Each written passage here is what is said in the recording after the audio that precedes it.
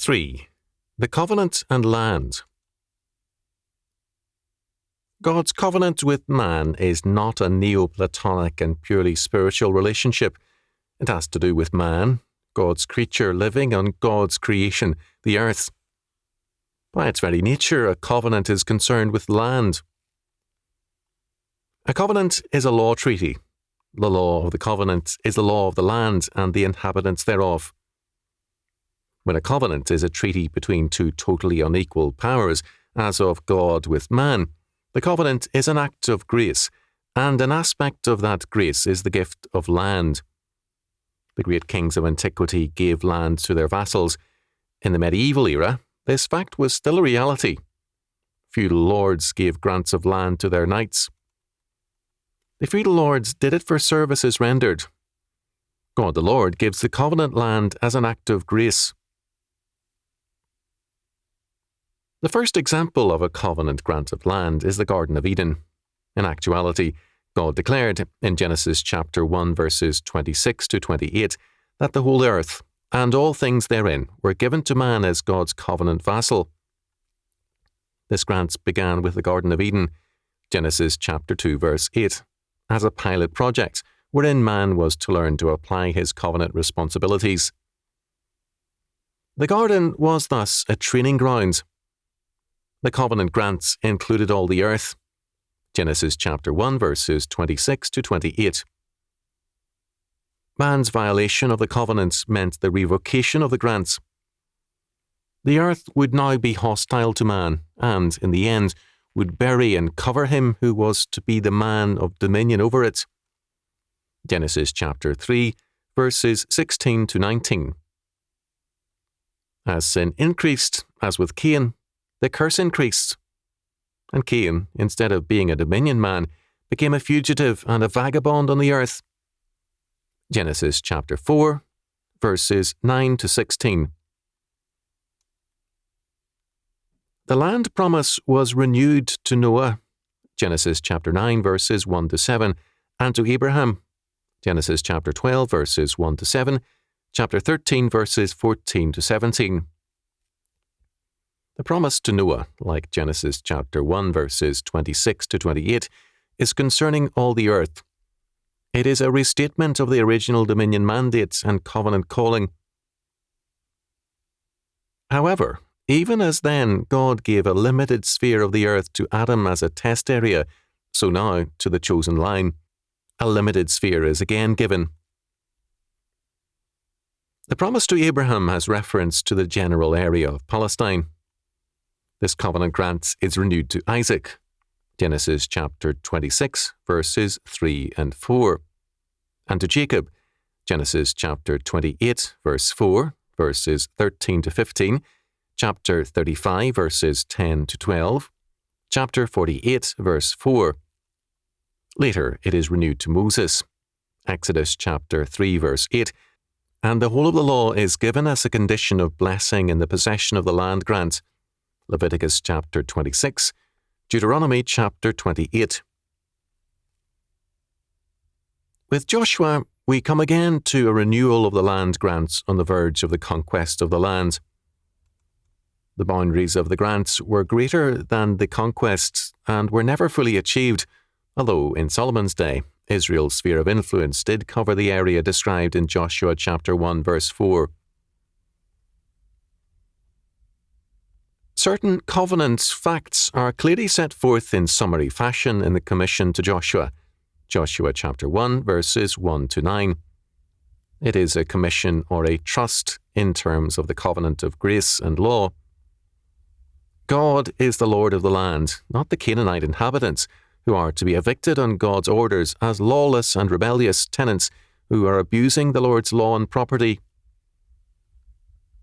The dispossession of the Canaanites is ordered by the Lord of all the earth. Centuries later, Nebuchadnezzar spoke of the meaning of dispossession.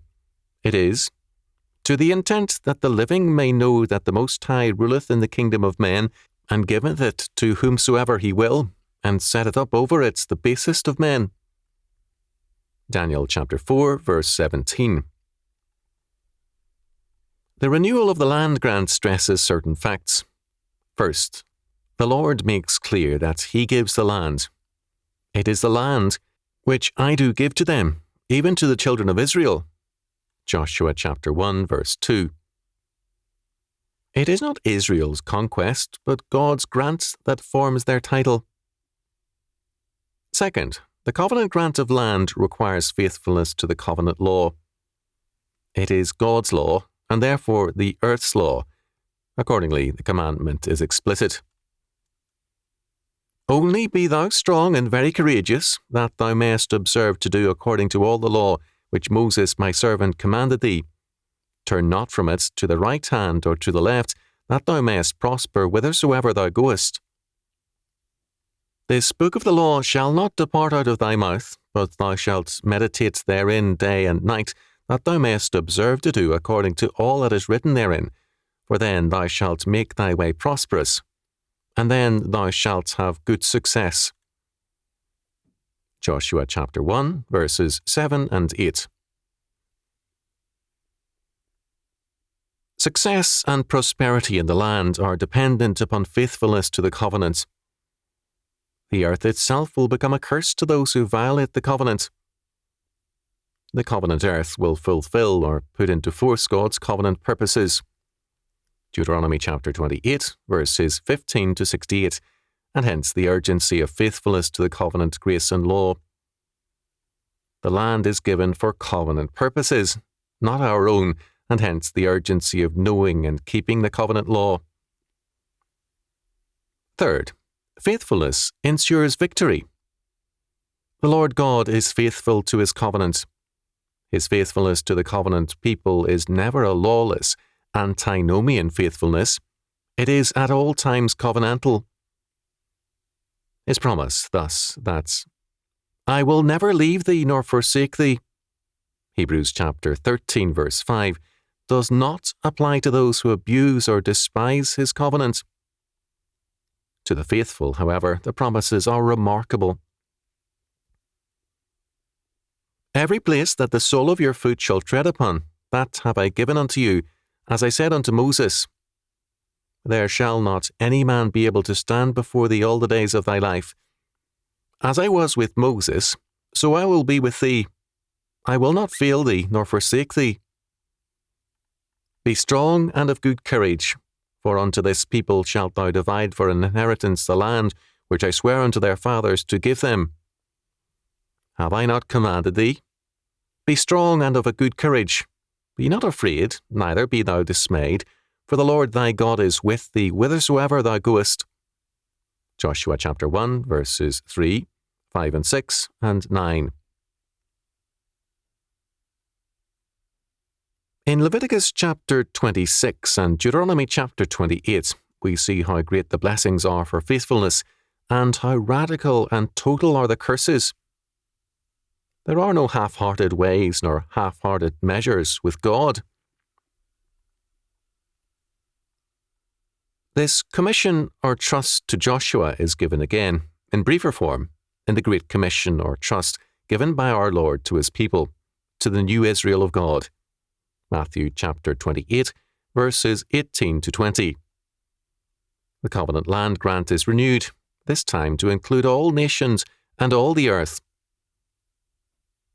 The last Adam, Jesus Christ, 1 Corinthians chapter 15, verses 45 to 50, restates the original dominion mandate of Genesis chapter 1, verses 26 to 28. The land grant is again total, but with a difference.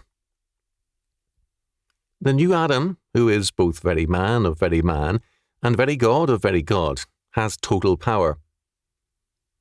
All power is given unto me in heaven and in earth. Matthew chapter 28, verse 18. All authority and power are his, so that the new people of the covenant, the new humanity in Christ, will see, if faithful, a far greater fulfillment of the promises than the people of the old Israel ever imagined. Together with this power goes his presence. Lo, I am with you alway, even unto the end of the world. Amen. Matthew chapter 28, verse 20. Revelation, of course, deals very extensively with the covenant land grants. The 7 last plagues of Exodus were upon unbelieving Egypt. These are echoed in the 7 plagues, woes, vials, or judgments upon Babylon the Great, on the covenant-denying world. The false heirs are to be dispossessed, and the true heirs to occupy the whole earth. The joyful proclamation is sounded. The kingdoms of this world are become the kingdoms of our Lord and of his Christ, and he shall reign for ever and ever. Revelation chapter 11, verse 15. Certain general facts are apparent from this relationship of land and covenant. First, the earth is the Lord's and the fullness thereof, the world and they that dwell therein. Psalm 24, verse 1. It is neither private property nor state property. It is God's property. We are stewards and trustees thereof, and strictly accountable. Second, because God owns the land and us, he is strictly entitled to all the first fruits and the tithes. All things are to be used in faithfulness to his word, including the gleanings. Third, because God owns the land, his Sabbaths of the land must be kept. As the creator and owner of all things, he determines their use and their rest. Fourth, because the land is the Lord's, and he dwells among his people, we cannot defile the land. It must be kept holy, separated unto God and his law. Numbers chapter 35, verse 34 declares, Defile not therefore the land which ye shall inhabit, wherein I dwell, for I, the Lord, dwell among the children of Israel. Wilderness in the Bible means unsown, uncultivated land. It is land which man has not yet brought under dominion in terms of God's law word. The judgments pronounced through Isaiah upon the ungodly nations declared that their cities and lands would become a wilderness because of their sins. Isaiah chapter 5, verse 24. To separate the land grant from Scripture is to deny the doctrine of the covenant and to falsify Scripture.